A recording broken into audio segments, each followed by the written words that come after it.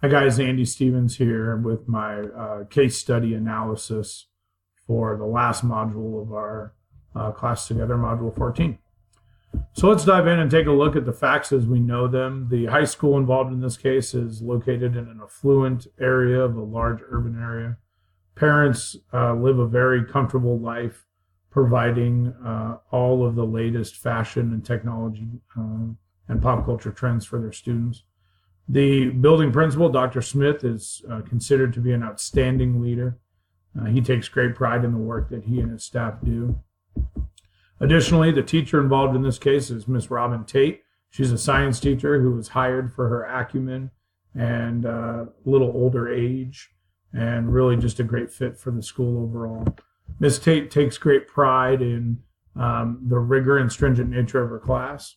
However, this rigor and stringent nature has led to some parent complaints to Dr. Smith, specifically regarding student grades. Additionally, we know that a threat was received via an anonymous email and Facebook page after Ms. Tate returned home from a weekend with her parents. Upon finding the threat, Ms. Tate contacted her principal immediately, and Dr. Smith asked to see that message. Upon review of the message, he assured Miss Tate that they would follow up with a student named William Hill, who Miss Tate felt might be responsible because he had expressed and had been giving her a hard time in class. Dr. Smith plans to make copies of the email and the Facebook page, and then he, Miss Tate, and William Hill will sit down and have a meeting in the morning. Concerned for her safety, as we all might be, and understandably so, Miss Tate leaves to go back to her parents to spend the night until school the following morning. A couple of things that we don't know is how old is William Hill? What grade is he in? How big are the classes that Miss Tate teaches? Has there been previous issues with Miss Tate at the school? Have other parents complained? Other students complained? Have there been other threats against teachers in the school? Is there a pattern of behavior with students? And then what kind of IT resources are available to us in this district? So the problem really boils down to this. A teacher was being cyberbullied, which is a form of assault because it causes fear and intimidation in an individual. And because it was done anonymously, you have a situation where law enforcement is probably going to have to be involved to issue some sort of warrant to start digging in a little deeper to find where the sources of this information may have come from. My plan of action in this case would be as follows. First, I would work with District IT to identify the IP address of where the Facebook page was created and the source of the email.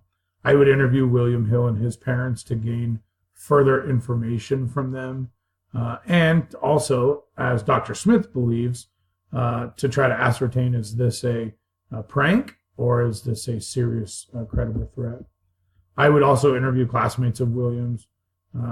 Miss Tate believes they might know something because they ask William for help all the time.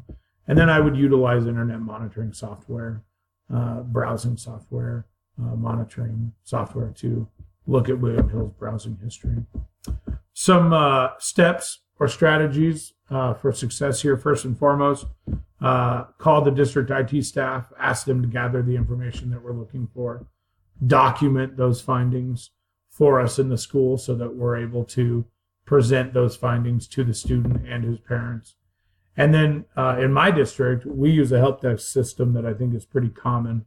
I would utilize the help desk system as well to not only document the processes that were taken, but also to ensure that IT was aware of my request and needs.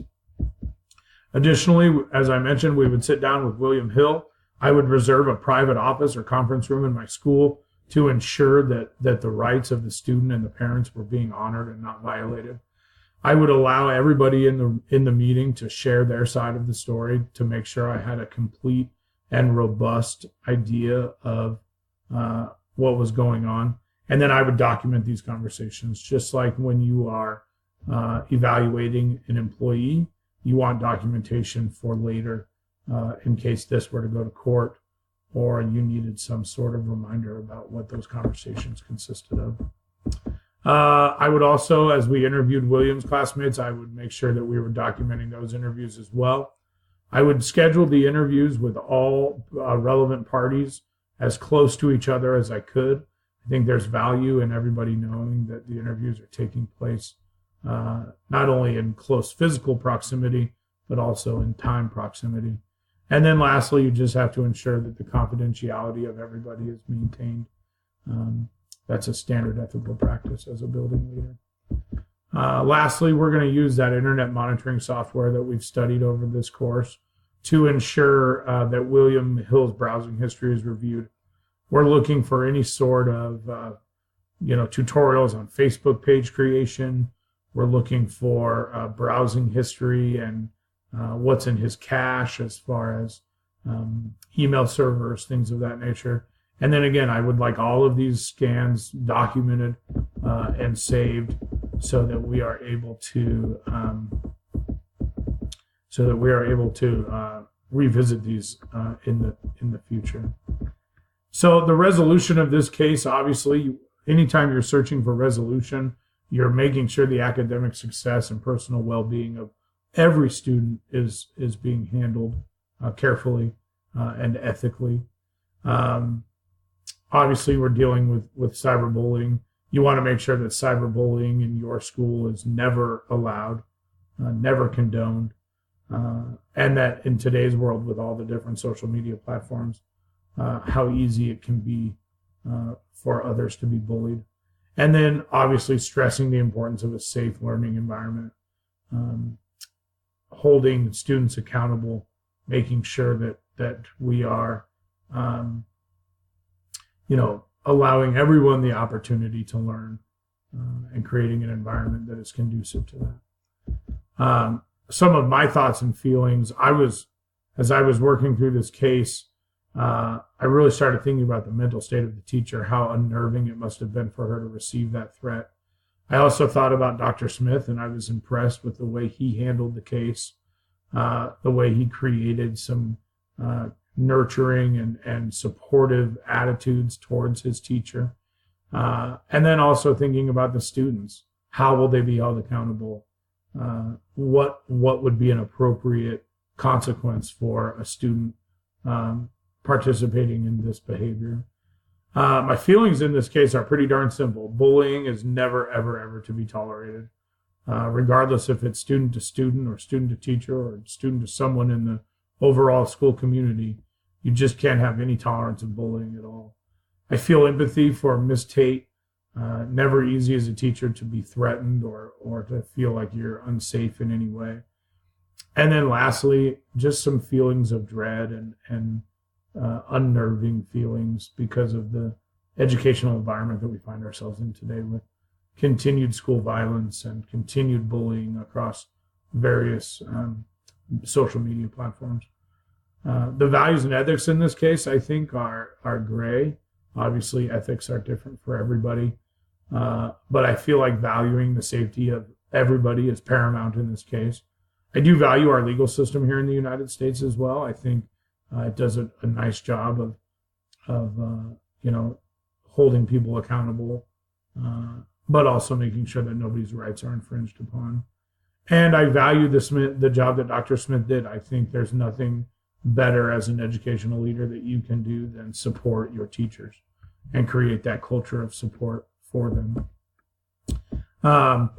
Some things that I think are still need to be investigated. First and foremost, was this an act of one individual or were there many students? What would be the board policies within the school district that would be applied to William Hill if he is found guilty of this? And then how does this impact the staff culture of the building? If this is a credible threat, how is that going to impact the other teachers within the school? Again, I apologize. I'm having some computer issues again this week. So lastly, talking a little bit about these standards here, dealing with integrity. I think integrity is summed up best when you say it's, what do you do when nobody is watching? And I think in the case of Dr. Smith and Ms. Tate, Dr. Smith does a wonderful job of demonstrating integrity towards Miss Tate. He asks pointed questions. He supports her. He reassures her. He gathers evidence and gets right to work. And then lastly, I think a big thing of integrity too is showing up and following through. And he tells Dr. Smith tells Miss Tate what he's going to do, and he does that. And I think that's a big piece of having integrity. I also think it's administrators demonstrate integrity when they answer the phone on the weekends. I know there are many administrators who, the minute the bell rings on Friday afternoon, that phone gets turned off and it doesn't get turned back on until Monday morning. And I don't agree with that, but that, I know of multiple cases where that has happened. So kudos to Dr. Smith for having his phone available on a Sunday night. I think fairness was demonstrated by Dr. Smith when he doesn't just simply blame William Hill right along with Miss Tate. He asks for evidence. He wants to try to make the best choices and decisions that he can. He follows a rigorous hiring process. He's fair in that process. He always searches for the best candidates to fill his teaching jobs. And then lastly, how he handles the parent complaints. I think he does a really nice job to validate the parent concerns of the grades with Miss Tate, but to not just throw her under the bus and say, oh, you're right, Miss Tate's a terrible teacher. I think that's a valuable thing for an administrator to do. And then lastly, as we start looking at ethics and Dr. Smith, I think it's important to understand that, Dr. Smith is ethical when he's handling these complaints. He's making sure that he validates the parents. He's making sure that he shows concern, but again, also being fair in the way that he handles those complaints. And I think it's ethical in Dr. Smith's handling of this case when he wants to have face-to-face conversations, and he's not triangulating and gaining information from hearsay conversations. I think that is important as well for him to do. So that about wraps it up for me. This was a really interesting case to study, and I would love to have known how it all worked out. You guys have a good rest of your day. Bye-bye.